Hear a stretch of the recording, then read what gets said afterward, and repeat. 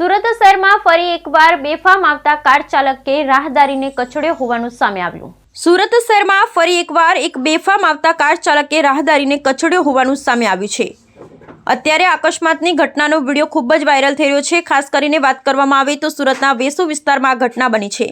વેસુ વિસ્તારમાં આવેલા કાશી વિશ્વનાથ મંદિરની બહાર બેઠેલી મહિલા ભિક્ષુકને કાર ચાલકે ઉડાવી દીધી હતી, જેના સીસીટીવી ફૂટેજ સામે આવ્યા છે। આ અંગે મળતી માહિતી અનુસાર મંદિરની બહાર ભીખ માંગી પોતાનું જીવન ગુજારતી 80 વર્ષીય વૃદ્ધાને કાર ચાલકે કચડી નાખી હોવાના સીસીટીવી વિડીયો અત્યારે સામે આવ્યા છે। અકસ્માતની ઘટનાને પગલે 80 વર્ષીય વૃદ્ધાનું ઘટના સ્થળ પર જ મોત થયું હતું। આ અકસ્માતની સમગ્ર ઘટનાના સીસીટીવી વિડીયો વાયરલ થયા છે। ઘટનાના સીસીટીવી વિડીયો હચમચાવી દે તેવા છે। ચોંકાવનારી વાત એ છે કે અકસ્માત સર્જી કાર ચાલક માનવતા પણ નેવે મૂકી અને ત્યાંથી ફરાર થઈ ગયો હતો। આરોપીએ વૃદ્ધાને અડફેટે લઈ તેમના મંદિરને ગેટની સાથે કચડી નાખ્યા હતા। આ ગંભીર અકસ્માતને પગલે આસપાસના લોકો દોડી આવ્યા હતા। જો કે તે પહેલા જ કાર ચાલક અને કારમાં સવાર 2 જેટલા યુવાનો કાર મૂકી ભાગી ગયા હતા।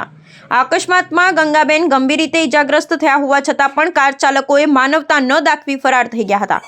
અકસ્માતને પગલે દોડી આવેલા લોકો દ્વારા ગંગાબેનને તાત્કાલિક સારવાર અર્થે સિવિલ હોસ્પિટલમાં ખસેડ્યા હતા।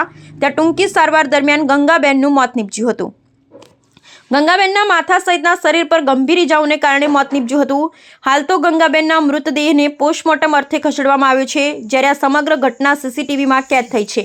આ મામલે વેસુ પોલીસે ગુનો નોંધી વધુ તપાસ હાથ ધરી છે। આ સાથે જ કારને પણ કબજે લેવામાં આવી છે। Bureau report Sunil Ganjawala, Surat.